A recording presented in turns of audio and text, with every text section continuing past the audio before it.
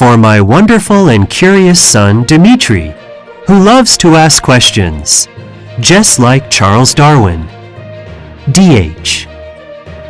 To my sisters, for their unwavering belief that anything is possible and always cheering me on. NH. Acknowledgement. Special thanks to Delbert Hutchinson, Assistant Professor of Biology, Whitman College, for sharing his enthusiasm about Charles Darwin and making helpful suggestions on the manuscript. Any errors are my own. Who was Charles Darwin? Charles Darwin took a 5-year trip around the world on a ship called the Beagle, but he liked staying home best of all. He lived in a small English village where he raised pigeons, played with his children, and puttered in his garden. Although he lived a quiet life, Charles Darwin started a revolution of thought. People have always wondered how life on Earth began. When Charles Darwin lived, most people in Europe and America believed God created the entire world in 6 days, just as it says in the Bible. But Charles Darwin was not most people. The Beagle voyage taught him to be a true scientist, to look closely at nature, question everything, and think in a new way about how life on Earth started. He showed how living things could naturally change or evolve over a long period of time. Was Charles Darwin a genius? He didn't think so. Charles thought of himself as simply a scientist. And like all good scientists, Charles was curious. So curious, he was never afraid to ask hard questions, and he looked for answers based on what he saw. Charles Darwin knew his ideas would shock people. They did. Yet today, scientists accept evolution as a fact. Charles Darwin is as important as ever. Charles Darwin changed history. How did he do it?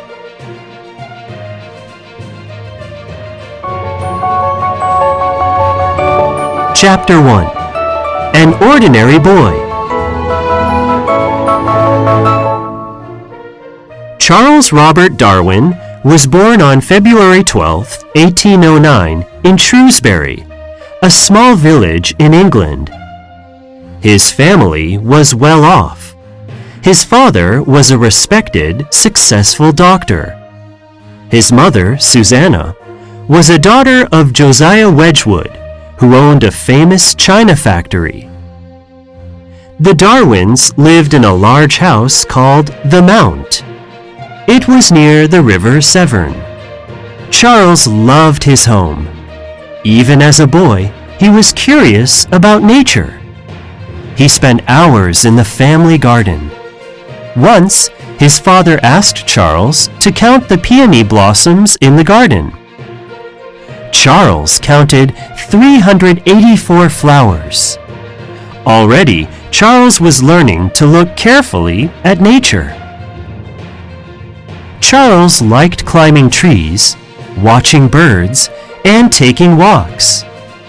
He played and fished on the banks of the river. Best of all, Charles loved collecting.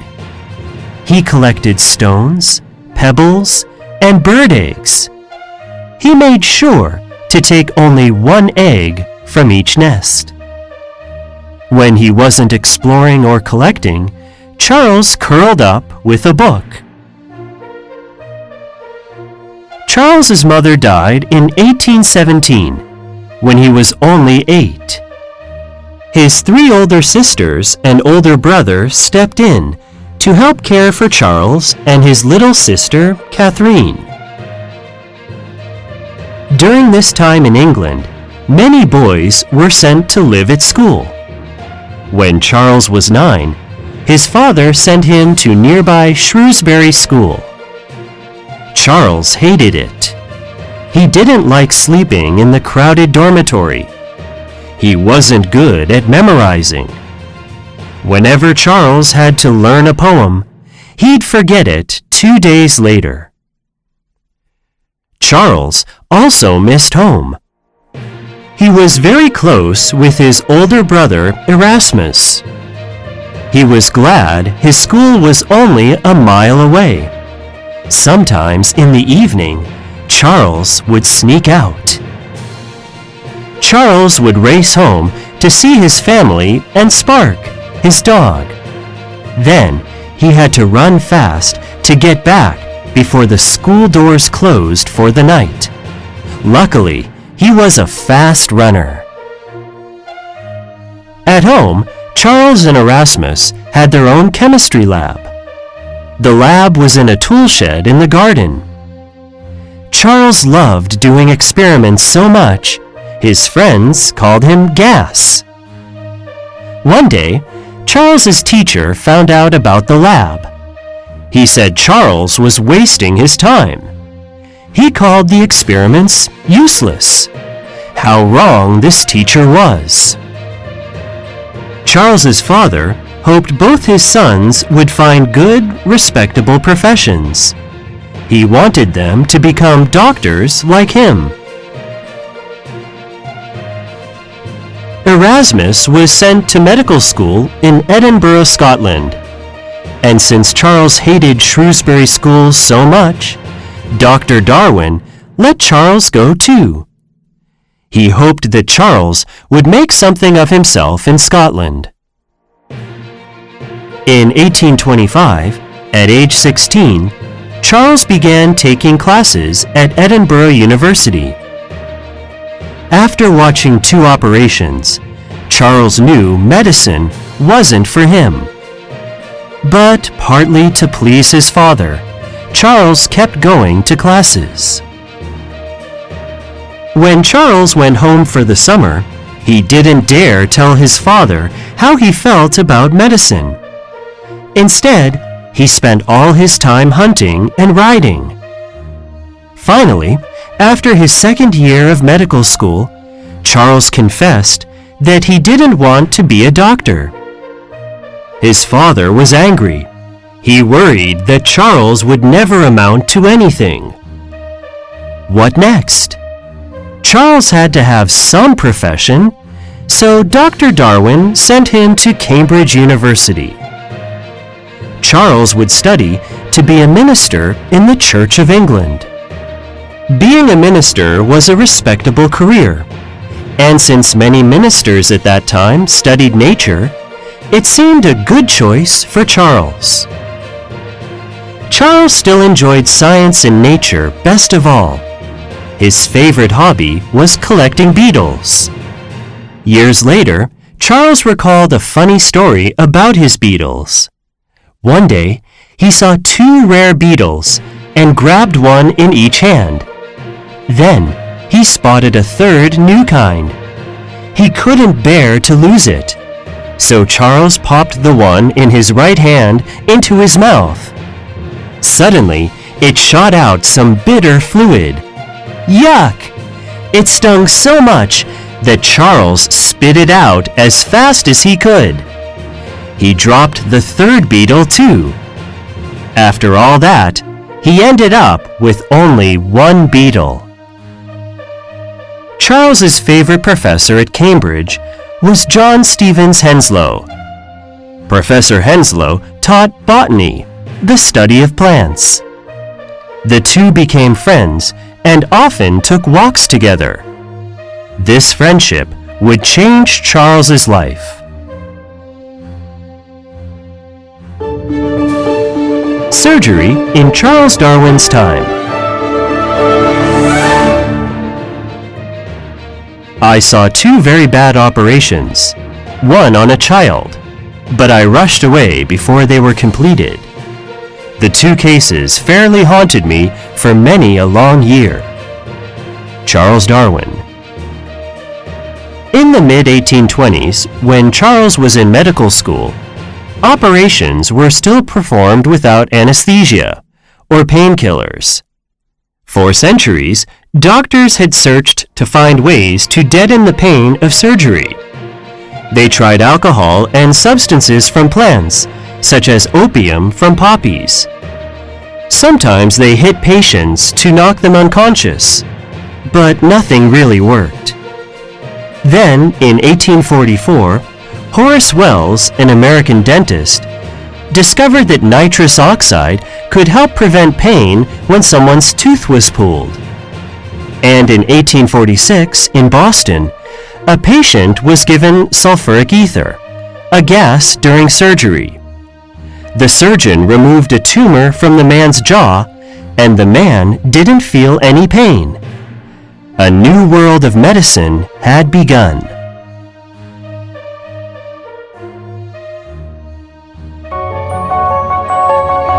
Chapter 2. Chance of a Lifetime. Charles graduated from college in the summer of 1831, at age 22. He planned to return to Cambridge in the fall to do extra work, then become a minister. In the Church of England, ministers can marry and have a family. Charles would be in charge of a country church, preach sermons, and help people. In his free time, he'd be able to explore nature. In August, Charles got a letter from his friend, Professor Henslow. The professor had a surprising question for him. Would Charles like to travel around the world? A captain in the British Navy named Robert Fitzroy would soon sail around the world. His ship, the HMS Beagle, would be gone for at least 2 years. There were several reasons for the trip. Great Britain wanted to do more trading with countries in South America. The captain and his crew would make maps of the ocean waters around South America so other ships would know the best routes to take. Captain Fitzroy liked science and nature. He wanted to bring along a naturalist, someone who studies nature. The naturalist would have to pay his own way, but he'd be able to collect plants and animals. Captain Fitzroy also wanted someone to talk to and share meals with on the voyage. It wasn't proper for the captain to be friends with the sailors under his command. Professor Henslow knew Charles loved nature, and Charles had a pleasant, friendly manner. He'd make a good companion for the captain on the long, lonely trip. Charles rushed to ask his father's permission. At first, Dr. Darwin didn't approve. What about the danger? What about Charles's plan to become a minister? Wasn't he ever going to settle down? It all sounded like a wild scheme. Charles's heart sank. Traveling on the Beagle seemed much more exciting than being a minister. And although sea voyages could be dangerous, Charles didn't think his father needed to worry. Luckily, Charles's uncle, Josiah Wedgwood, helped persuade Dr. Darwin to say yes. Charles packed his things and said goodbye to his family. In October of 1831, he went to Plymouth, England. Circumnavigation, going around the world on a ship, was fairly common by Charles's day. 300 years had passed since Ferdinand Magellan first circled the globe in 1522. For the Beagle, however, there were many delays. First, the ship had to be repaired. Then, the weather turned bad. Charles could do nothing but wait. To help pass time, he began to keep a diary. Charles decided to keep a journal of his entire voyage. At last, on December 27, 1831, the Beagle set sail. The Beagle was 90 feet and 4 inches long. 74 people lived on board, including 10 officers and 38 seamen. The boat carried drinking water and food, including about 6,000 tins of preserved meat. There were no refrigerators then. "Not 1 inch of room is lost," Charles wrote. Charles had to share a small room, called a poop cabin, with 2 officers. His sleeping hammock was strung up over a table. During the day, the officers used the table to work on their maps and charts. Charles shared this same space. On his first try, Charles couldn't even climb into his hammock. It kept swinging away from him. Finally, he got in. But to stretch out his feet, he had to take out one of the drawers built into the wall. It was a tight fit. As it turned out, Charles spent a lot of time in his hammock. By the second day at sea, he got seasick. Charles suffered terribly during most of the trip. Charles once told a friend, "I hate every wave of the ocean." The Beagle's first stop was the Cape Verde Islands. These tropical islands lie north of the equator, about 500 miles off the western coast of Africa. The Beagle had been at sea for only about 2 weeks. But already, Charles felt as if he'd stepped into another world. Everything was new and different. Charles saw coconut and orange trees. He walked on volcanic rocks. Right away, he started collecting new insects, new flowers, and new sea creatures. Charles also became curious about how the island had been formed. Before leaving England, Captain Fitzroy had given Charles a new book called Principles of Geology by Charles Lyell, a geologist. Geologists study the history and structure of the earth. At the time, people believed that God had created mountains, continents, and oceans in the same way God had created living things. But Lyell said something different. He proposed that the earth had been formed over a long period of time through natural processes, such as volcanoes and earthquakes. Charles was fascinated by Lyell's bold thinking. Now, sitting on the island beach in the hot sun, Charles had a wonderful idea. He would observe all the plants and animals and places he saw on his trip. He'd collect specimens, explore, and ask questions. Perhaps he could write a book too. Maybe he could discover new ways to look at the world. Charles was filled with excitement. His life now had purpose. He would follow his heart and become a scientist.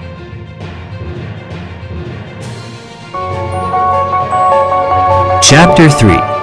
Charles becomes a scientist. Charles had lots of time to learn to think like a scientist. The Beagle voyage was supposed to last 2 years. Instead, it lasted 5. During those years, Charles was at sea for only 18 months. The rest of the time, he explored or hunted. When Charles was on land, the Beagle would usually be sailing nearby, charting the ocean waters. In South America, Charles made 7 long trips, traveling hundreds of miles on horseback. He also made dozens of shorter trips, including hunting trips. Since he was a good shot, he often brought back fresh meat for the crew. Whenever Charles explored, he scribbled notes in a small notebook. Back on the Beagle, he used his notes to make longer entries into his diary. He also worked on his plant and animal collections. He examined small creatures under a microscope. He dried and preserved specimens. He cleaned and numbered bones. The sailors made wooden barrels, boxes, and crates for all his specimens. Charles learned from Captain Fitzroy and the other officers. He noticed how carefully they kept their logbooks. Charles tried to keep detailed records too. This helped him become a better scientist. In any experiment, a scientist must pay attention to every detail. To catch sea creatures and tiny marine plants, Charles made his own net. He trawled it behind the ship. Charles was proud of his invention and made a sketch of it in his diary. When he wasn't too seasick, he sometimes helped catch fish for dinner. Charles made his first major discovery in September 1832, 9 months into the voyage. One day, he and Captain Fitzroy were in a small boat exploring the coast of Argentina. Charles caught sight of something that looked like a pile of bones, almost hidden by clay and soft rock. Charles wondered, could these be fossils? The next day, Charles went back with his pickaxe and dug for hours. He found fossil skeletons from at least 3 large animals. One had an enormous head. Charles had never seen any creature with big bones like these. Yet the skeletons reminded him of the smaller, live armadillos he'd seen nearby, and even eaten for dinner. Did the fossils belong to a creature related to living armadillos? It was hard work to load the large fossil bones onto the Beagle. The sailors had to use pulleys and ropes. By the end, Charles was tired, but pleased. He suspected that the bones belonged to creatures that had died off or become extinct long ago. Charles didn't know exactly how or why creatures became extinct, but these fossils held important clues. Eventually, they would help him understand how populations, or groups, of animals change over time.